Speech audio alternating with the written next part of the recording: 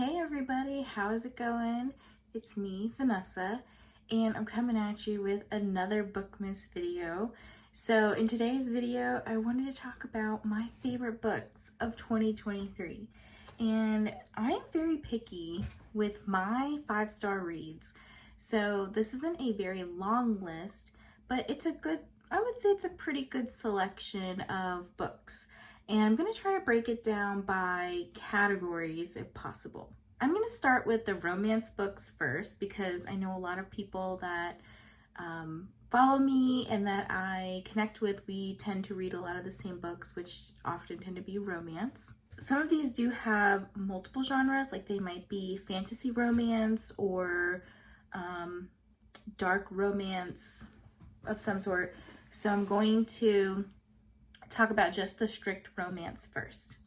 So the first book I'm going to actually talk about is a young adult romance. This is Better Than the Movies by Lynn Painter. This was a fantastic YA book. Like, I absolutely loved it. I was dragging my feet on starting this book, and it is so cute. It follows Liz Buxbaum and Wes Bennett, and basically just like going through high school, and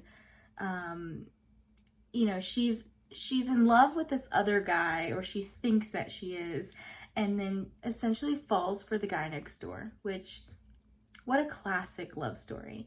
So I would highly recommend reading this book. It's got a lot of great movie quotes and just an all-around feel-good book. Next up, I'm actually going to talk about two books that are by the same author. So the first one is Before I Let Go by Kennedy Ryan. And this book follows Yasmin and Josiah. And I will say Kennedy Ryan, she's a phenomenal writer. She is one of my favorite authors. She's an auto-buy author for me.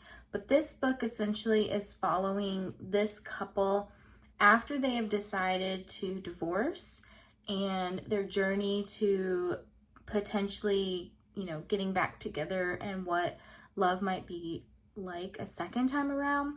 There's also some really good scenes in here that talk about like going to therapy and mental health. And you know me, I'm a psychologist, so gotta plug in, you know, mental health matters. But she writes the male perspective of going to therapy so well that I think this is just 100% a book that you have to read, an author that you have to try out, especially if you're someone who's looking to try more BIPOC authors or books by BIPOC authors. This one, highly recommend. Another book that I highly recommend, also by Kennedy Ryan, is This Could Be Us. This book hasn't actually come out yet. It comes out on March 5th, 2024, but I did get an arc of it, and I ate that up. I literally read it in like 1 or 2 days, and it follows one of Yasmin's friends, Soledad, in her journey. I would say that this book is phenomenal for looking at like strong, independent women, supportive best friends. There's a single dad, co-parenting, autism rep, mental health rep. Gosh, this book was so good. I can't say anything else other than like, holy crap, I want you guys to read this book. So whenever that book comes out, you need to go grab it. And I cannot wait for it to come out because I am immediately going to buy it and eat it up again. Another author that some people may not know a lot about, or they don't hear a lot about, Katherine Center. Hello, Stranger. Fantastic book. This is by far my favorite book by Katherine Center. This one is following a girl named Sadie. She gets this opportunity to enter a competition that I believe her mother also entered, but her mother wasn't able to do it, I believe, because of an accident that had happened.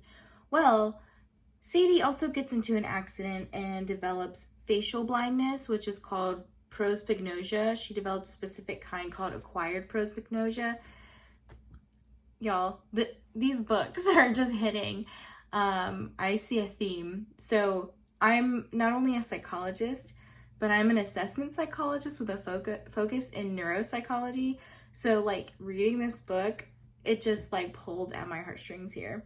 But if you have not read a Katherine Center book, let me just tell you, please pick this up. Not only is it very gorgeous, but the writing itself is amazing. These next couple of books come with a trigger warning. So if you have any specific triggers for anything, I would highly recommend checking the trigger warnings for these books. I have a link below that has a lot of common books and the book triggers. Not every single book is listed, but you can always just Google like title book triggers. So let me kind of stay with the romance genre here. So we have Still Beating by Jennifer Hartman. This one is dark, but I have thoroughly enjoyed reading this book. This one is following Cora and Dean. Dean is actually Cora's sister's fiance and also Cora's like arch nemesis. But basically there was some sort of incident that happened that led them to, you know, becoming very close to each other. Very unique situation, very triggering situation that you guys should definitely check out the trigger warnings for. But this book just had me on the edge of my seat. If you are into dark romances and you have not read this book, you gotta go pick this one up because it hits. Another book that you need to check the trigger warnings for, this one isn't necessarily a romance at all, but My Dark Vanessa by Kate Elizabeth Russell. So this one, I obviously was like intrigued by it because it has my name in it, but this one is following Vanessa, who in the past something happened to her, and then we kind of see what happens to her 17 years later. Again, I'm going to just say check the trigger warnings because for a lot of people this can be a very triggering book, but it is a phenomenal book. I'm going to read a quote on the back of this book that I think, I hope it sells the book to you. So it says, "To call this book a conversation piece or an important book feels belittling. It is so much more than that. It's a lightning rod, a brilliantly crafted novel," by the Washington Post. If you don't believe me, the Washington Post says it's a phenomenal book. Okay, the last kind of triggering book that I'm going to talk about is actually Kristen Hannah's The Great Alone. I read this with Briana and we did not know what we were getting into with this book. So I will say it is kind of like a historical fiction. It takes place in the mid-70s in Alaska, basically kind of talking about a father who comes home from the Vietnam War, and he does have PTSD, but he's also maybe not necessarily handling it well, kind of takes things out on his family members. This one also has another character named Cora in it, just like Still Beating. But it follows the story of Lenny and her perspective on her parents' relationship and like just her surviving in Alaska in the wilderness and really just becoming stronger because of that. But I will say you do need to check the trigger warnings for this book as well. But this was another 5-star read for me, one of my favorites of the year. We're done with all the dark things. Let's get into some more fun things. I'm sure you guys have seen this book everywhere. Tomorrow and Tomorrow and Tomorrow by Gabrielle Zevin. This one won like best book of the year. I don't know, from Barnes or from Goodreads or whatever, somewhere. But there's a reason why it won. It's really good. You need to read it. You don't have to know anything about video games to read it, but there is a component of them working on a video game. But there is kind of like a subplot of romance. There's some heart-wrenching stuff in here. Essentially, it's about like two friends who are often in love, but they're not ever lovers. but they come together as creative partners to work on this video game, and you kind of see like the fame and the success and everything that kind of led up to their journey of designing this video game and just who they are as people. So highly recommend picking up Tomorrow Times 3. I also have a mystery thriller novel that I think you guys should like. I highly recommend this book. I read it maybe a month or so ago, and I still can't stop thinking about it.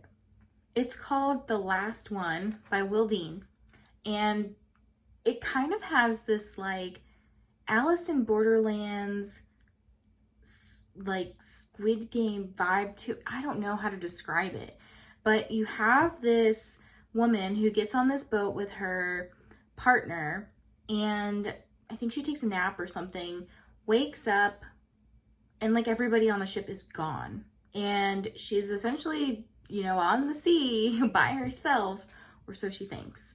So it kind of keeps you on the edge of your seat. I recommended this to a friend. My friend's eating it up too. Now, the last couple of books are kind of in the fantasy realm. I'm gonna save my favorites for last, but I read this book earlier this year, Caraval by Stephanie Garber. This is the first in the Caraval series. I'm currently also reading Legendary, which I highly recommend, but the Caraval series in general is just amazing. I mean, I haven't read the last one, but I'm pretty sure it's going to be amazing. I'm loving this world. Caraval is just a fun time if you want lots of magic, whimsicalness, like Alice in Wonderland kind of vibes, with a story, like a love story mixed in. Next book. If you have not heard about this book, I think you might be living under a rock, but it's probably one of the books that has like taken it just like took the world by storm. Fourth Wing by Rebecca Yarros. So this book has a hold on people because of Rebecca Yarros's writing. She wrote so many tropes in like the first three pages, and you've got dragons, you've got teenage or early adulthood angst, you've got a romance, you've got battles, and it's just so much fun. I highly recommend reading Fourth Wing and giving it a shot. It will kind of just like suck you in. Okay, and last but not least, my favorite book of the year is by another Rebecca, Divine Rivals. How beautiful is this book? So this one is about two journalists, Kit and Iris, who work for a newspaper, and eventually they fall in love. But there's also like a war going on, like between these two gods. They're called divines, and they are rivals. But those gods were apparently in love. And this is also kind of like a fantasy romance with some historical fiction elements to it. But yeah, these last two books are my two favorite books of the year. I cannot recommend them enough. I know everybody and their mother probably recommends these, but there's a reason why. They're just amazing. Anyways, if you got to the end of this video, comment a envelope emoji down below, because I love Divine Rivals, and I hope that you guys are going to read Ruthless Vows. Don't forget to like this video and subscribe to my channel if you aren't already. And I do want to give a special shout out to some of my channel members. We have Katy at I Would Rather Be Reading, and Nicole. I will link Katy's channel below because she is a booktuber, but I just want to say a special thank you to my channel members. Thank you so much for supporting me. So very excited to see what you guys think about my favorite books of 2023. Comment below if any of these were your favorites as well.